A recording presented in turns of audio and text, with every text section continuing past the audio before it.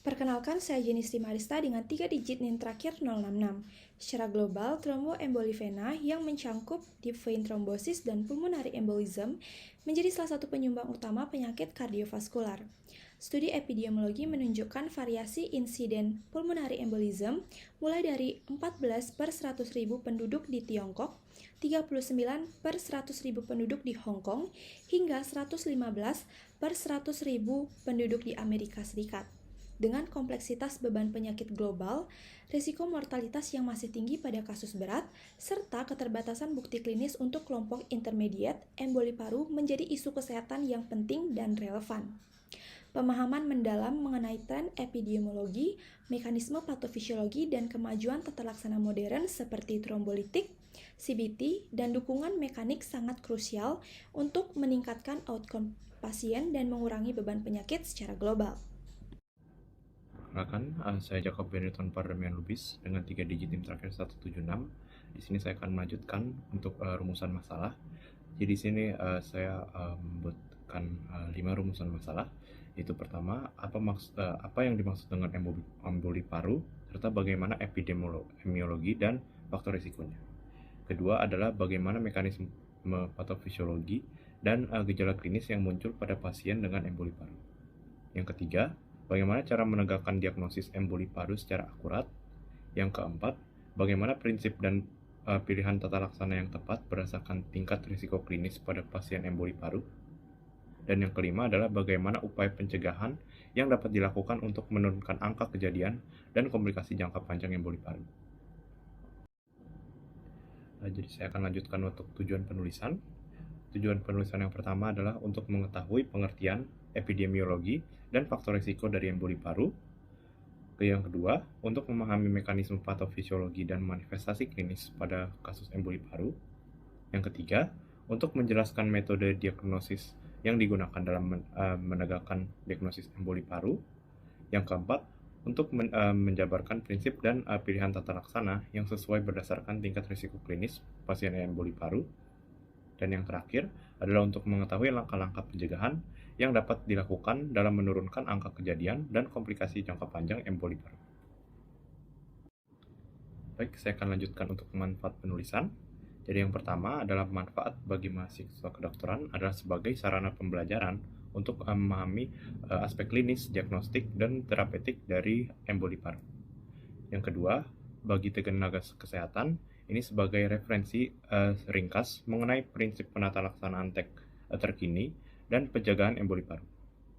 Yang ketiga, bagi masyarakat umum, ini untuk meningkatkan kesadaran terhadap faktor risiko dan pentingnya pencegahan tromboemboli dari vena.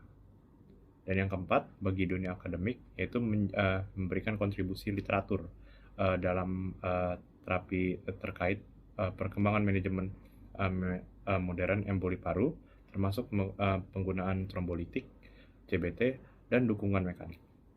Sekian dari saya. Perkenalkan, nama saya Irvani Devira Dedita Suri dengan digit NIM terakhir 038. Di sini saya akan menjelaskan tentang definisi emboli paru.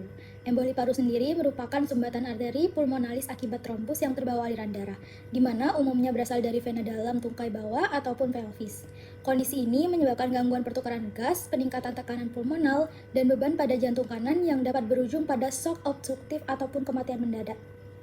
Sebagian besar merupakan bagian dari venous thrombus, mencakup deep vein thrombus dan juga pulmonary embolism, serta trombus yang lepas dapat mencapai paru dan menghambat aliran darah serta oksigenasi. Menurut JAMA 2022, emboli paru merupakan sumbatan pembuluh darah paru oleh bekuan darah yang berpindah dari bagian tubuh lain, biasanya pada tungkai bawah dan juga menyebabkan desak, nyeri dada, ataupun hipotensi akut. Sekian dari saya, akan dilanjutkan oleh teman saya. Terima kasih. Baik, perkenalkan nama saya Amira Kansa dengan NIM 122. Di sini saya akan menjelaskan tentang epidemiologi. Jadi, emboli paru atau PE adalah penyebab utama kematian kardiovaskular dengan insiden global 39 sampai 115 kasus per 100.000 penduduk per tahun. Angka ini bervariasi antar negara, lebih rendah di Cina dan lebih tinggi di Eropa serta Amerika Utara. Peningkatan kasus dalam 2 dekade terakhir dipengaruhi oleh penggunaan CT angiografi paru dan meningkatnya faktor risiko seperti kanker dan obesitas, meski mortalitas menurun berkat perbaikan penanganan. Di Indonesia, data masih terbatas, namun insiden meningkat pada usia lanjut dan penderita hipertensi, diabetes, obesitas, atau imobilisasi. Studi menunjukkan DVT faktor risiko utama PE terjadi pada 37,1% pasien rawat inap, menandakan tingginya potensi PE di Indonesia. Baik, terima kasih atas waktunya. Sebelumnya perkenalkan, nama saya Nyaman Wahyu Rusna Krisna dengan 3 digit NIM terakhir 032. Di sini izin menjelaskan untuk slide ini itu merangkum faktor risiko utama dari emboli paru yang kita klasifikasikan berdasarkan tingkat kekuatannya. Untuk risiko yang kuat itu dapat dilihat pada layar, di mana tabelnya itu risiko kuat OR-nya atau odds ratio-nya itu lebih dari 10. Yang perlu diwaspadai adalah trauma mayor dan juga operasi besar seperti penggantian sendi. Untuk risiko yang sedang, contohnya adalah kemoterapi dan penggunaan kontrasepsi oral yang dimana orasinya itu sekitar 2-9. Sementara itu, risiko lemah mencakup kondisi yang lebih umum seperti imobilitas, usia lanjut, obesitas, dan juga kehamilan. Dan kita juga harus memberi perhatian khusus pada kondisi seperti keganasan aktif dan juga kelainan genetik trombofilia. Nah, untuk poin kuncinya itu adalah probabilitas dari emboli paru ini akan meningkat secara signifikan seiring dengan bertambahnya jumlah faktor risiko pada seorang pasien. Sekian dari saya, selanjutnya akan dilanjutkan oleh teman saya. Perkenalkan, saya Nafisa Hamzah dengan 3 digit NIM terakhir 076. Jadi, emboli paru terjadi akibat sumbatan arteri pulmonalis oleh trombus dari sistem vena dalam terutama DVT, sehingga menyebabkan gangguan perfusi dan tekanan pada sirkulasi paru. Adapun patofisiologinya, pertama disebabkan oleh obstruksi mekanik, kedua vasokonstriksi pulmonal refleks, ketiga disfungsi endotel dan inflamasi, keempat gagal jantung kanan, dan terakhir infark paru. Baik, sebelumnya perkenalkan, nama saya Kader Ilis Okta Jalanta Dharma dengan 3 digit NIM terakhir 024. Saya izin menjelaskan mengenai gejala dan tanda klinis dari emboli paru. Emboli paru itu ditandai dengan adanya sumbatan pada arteri pulmonalis oleh trombus. Gejala yang ditimbulkan itu tergantung pada seberapa besar bagian paru yang terkena, ukuran dari trombus, dan kondisi paru atau jantung yang sudah ada sebelumnya. Beberapa contoh gejala dan tanda klinis yang dapat terjadi. Yang pertama itu adalah sesak nafas mendadak yang terjadi saat tidak melakukan aktivitas fisik. Yang kedua, nyeri dada yang terasa tajam, menusuk, atau seperti ada tekanan berat di dada. Yang ketiga, batuk yang muncul secara mendadak. Yang keempat, detak jantung yang cepat dan tidak teratur. Yang kelima, pusing ataupun pingsan. Yang keenam, pembengkakan atau nyeri pada satu kaki yang sering dikaitkan dengan DVT atau deep vein thrombosis. Yang terakhir, yang ketujuh, yaitu kulit yang kebiruan ataupun pucat.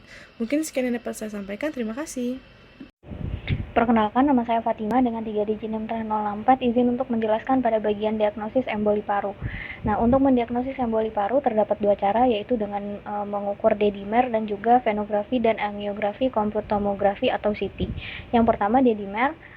D-dimer merupakan produk degenerasi bekuan fibrin yang akan meningkat pada pasien dengan trombosis akut. Nah, meskipun tes ini merupakan penanda pembentukan bekuan yang sangat sensitif, penggunaannya terbatas karena spesifitasnya yang rendah. Selanjutnya, venografi dan angiografi komputomografi atau CT merupakan metode pencitraan diagnostik yang umum untuk emboli paru. Pencitraan dada memiliki nilai prediktif negatif dan positif yang tinggi untuk emboli paru dan seringkali dapat mengidentifikasi diagnosis alternatif. Namun, pada metode ini memiliki kekurangan seperti paparan radiasi, reaksi terhadap kontras, biaya yang tinggi, dan juga proses yang memerlukan waktu untuk diselesaikan.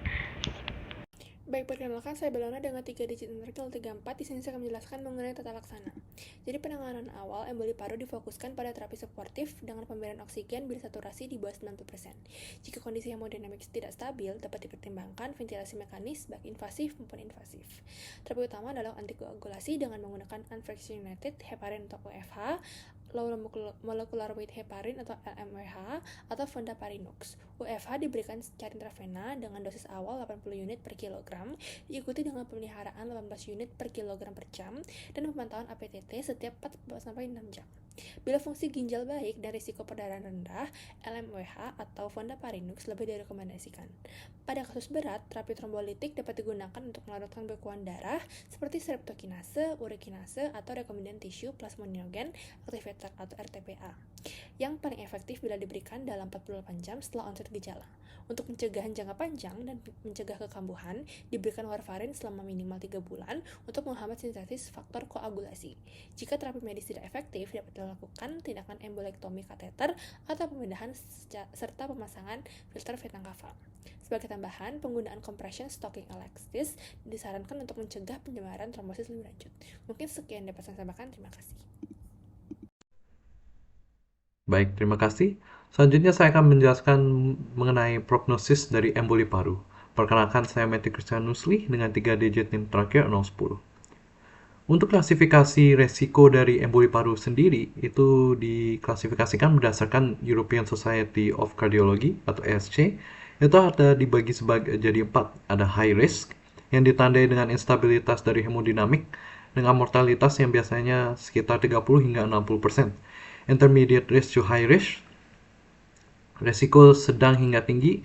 Ini perlu penilaian yang lebih detail dengan skor dari PI/SI.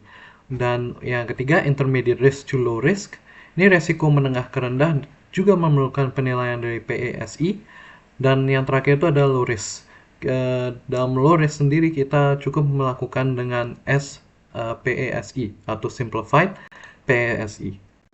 Untuk PSSI itu sendiri itu dinamakan atau kepanjangannya adalah Pulmonary Embolism Severity Index. Untuk klasifikasinya dari penghitungan yang ada dari PSSI itu sendiri, ada dari kelas 1 yaitu low risk, mortalitas 1-6%, dan yang kelas 2 low risk juga mortalitas dari 1,7% sampai 3,5%, dan kelas 3 moderate risk, mortalitas 3,2% hingga 7,1%, kelas 4 high risk, mortalitas 4% hingga 11,4%, dan kelas 5, high risk, mortalitas 10% hingga 24,5%. Relatif penghitungan tersebut dikalkulasi dengan adanya penyakit-penyakit komorbid lainnya seperti ada penyakit jantung yang dapat meningkatkan resiko mortalitas dari emboli paru itu sendiri. Baik, terima kasih. Sekian dari prognosis emboli paru, akan dilanjutkan selanjutnya oleh teman saya. Terima kasih. Perkenalkan, nama saya Ayustia Marifatil Aziza dengan 3 digit NIM terakhir 128. Di sini saya akan menjelaskan terkait dengan pencegahan emboli paru.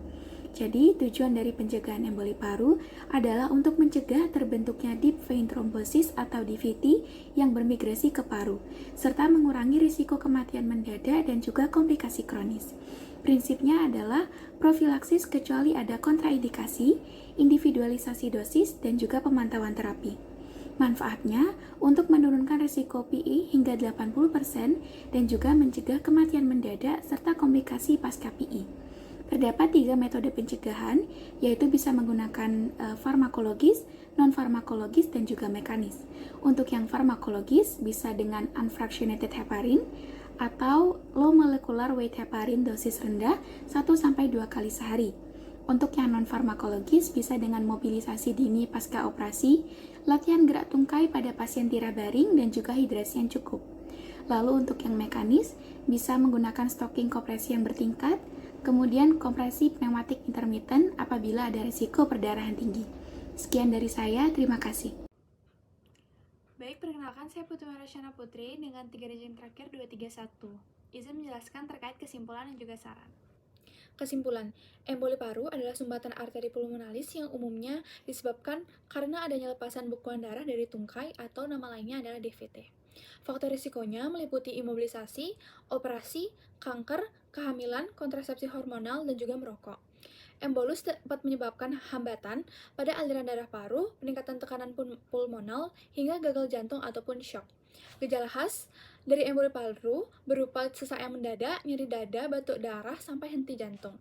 Diagnosisnya dapat dilakukan secara klinis ataupun dapat melalui pemeriksaan D-dimer dan juga CT pulmonary angiografi sebagai gold standarnya. Terapi utama dari emboli paru adalah antikoagulan dengan trombolisis atau intervensi apabila kasusnya berat. Prognosis emboli paru bergantung pada stabilitas hemodinamik dan juga kecepatan penanganan dari emboli paru itu tersendiri. Saran, deteksi dini dan juga pencegahan merupakan kunci untuk menekan angka morbiditas dan juga mortalitas dari emboli paru. Pasien yang beresiko tinggi sebaiknya mendapatkan profilaksis seperti antikoagulan, mobilisasi, ataupun compression stocking. Kewaspadaan klinis terhadap gejala awal, terutama pada pasien rawat inap, sangatlah penting. Dan juga, adanya penelitian lokal dibutuhkan agar strategi pencegahan dan juga tata laksana sesuai dengan kondisi populasi di Indonesia.